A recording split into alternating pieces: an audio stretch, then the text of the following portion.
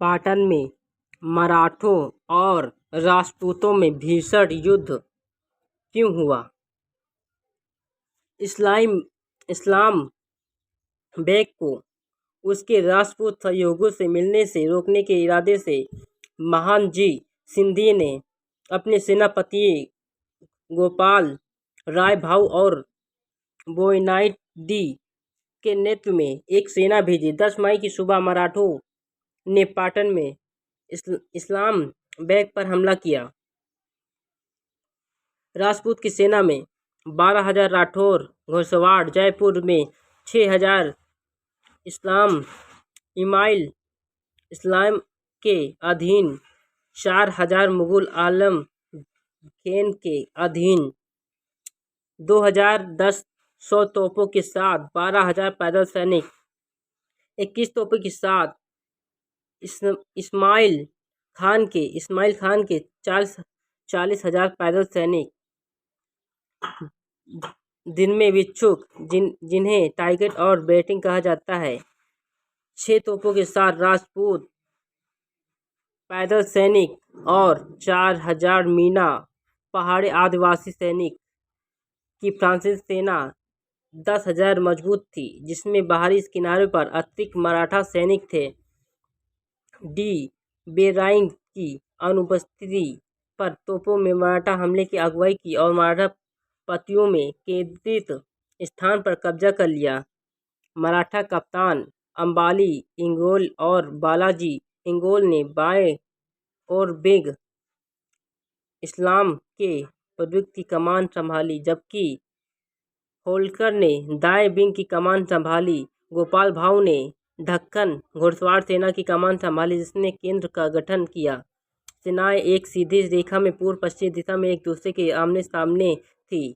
Ismail bag की टुकड़ी ने राजपूत मुगल गठबंधन के दक्षिण दिक् पर गठन किया। इसके बाद राठौर घुड़सवार और अब्दुल्ला मतलब इस्माइल के इस लिस्ट की बटियारी थी। राजपूत घुड़सवार सेना का बड़ा हिस्सा बिग के केंद्र में केंद्रित था। बाएं बिग का गठन पूरी तरह से जयपुर नागों यानी लड़ाकू भिक्षुकों द्वारा किया गया था।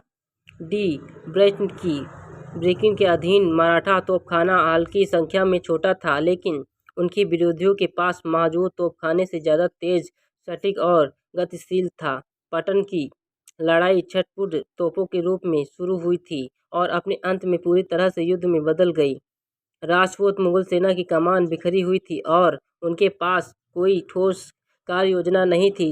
गठबंधन की ये कमी थी मराठों की निर्णायक जीत में सहायक थी, क्योंकि मराठों के पास पहल करने और उनके पक्ष में आश्चर्य का तत्व था।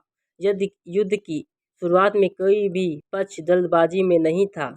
मराठा सेना ने भोर में ही हथियार उठा लिया और अपने शिविर में 4 मील पश्चिम की दूर पटन की ओर जाने वाले दर्रे के मुंह तक पहुंच गए, लेकिन दर्रे के ऊपर पहाड़ी पर मोर्चा संभालने में उनके विरोधी को 1/4 दिन से ज़्यादा लगा।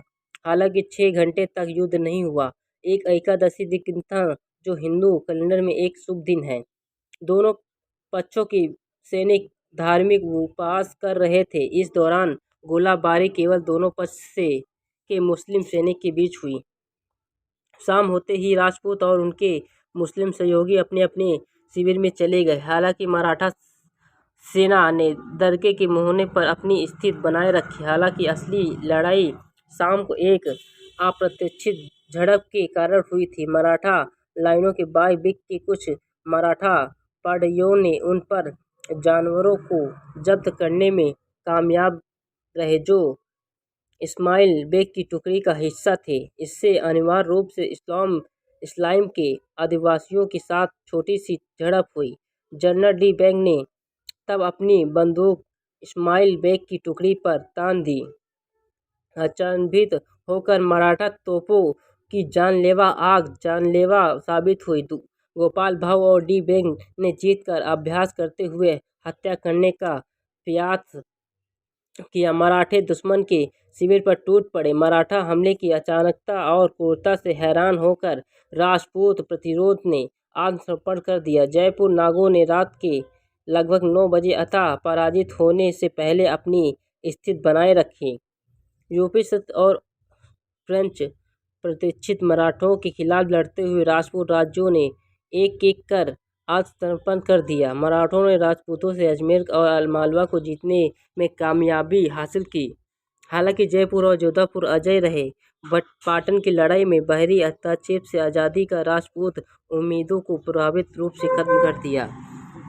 उनकी 3 जीत ने पुणे में मराठा सरकार की सीट, पेशवा मराठा प्रधानमंत्री के पद का सिंधियों के प्रभाव को बढ़ाया। पाटन की लड़ाई और उसके बाद जीत ने मराठों को खोया हुआ प्रभाव और मनोबल वापस पाने में मदद की, जो पानीपत की पराजय से बुरी तरह हिल गया था।